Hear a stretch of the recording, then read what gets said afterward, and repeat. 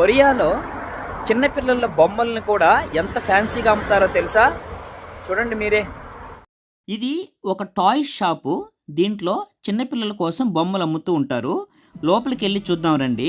చూడండి లోపల ఎంత బాగుందో కదా. దీనిలో రకరకాల బొమ్మలు ఉంటాయి. ఇక్కడ ఎవ్వరు ఉండరన్నమాట వీటిని అమ్మడానికి. మనకు కావాల్సిన బొమ్మని మనమే తీసుకోవాలి. ఈ ఒక్కొక్క మెషిన్లో ఒక్కొక్క రకమైన బొమ్మలు ఉంటాయి. సో మనకు కావాల్సిన బొమ్మని మనమే తీసుకోవచ్చు. చూడండి ఎలా ఉందో. దీంట్లో మనం డబ్బులు వేసామంటే అది ఒక బొమ్మను తీసుకొచ్చి ఇస్తుందన్నమాట.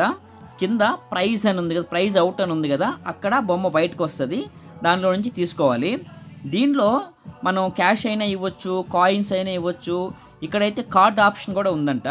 ఇలా రకరకాల ఆప్షన్స్ ఉంటాయి.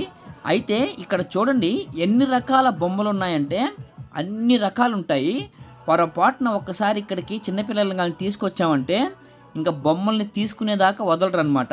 అంత అట్రాక్టివ్గా ఉంటాయి. ఇంకా ఇక్కడ వెరైటీ ఏంటంటే వీళ్ళు చిన్నపిల్లలు కార్టూన్ చూస్తారు కదా, ఆ కార్టూన్లో ఎలాంటి బొమ్మలు అయితే ఉంటాయో సేమ్ అలాగే డిజైన్ చేస్తుంటారనమాట.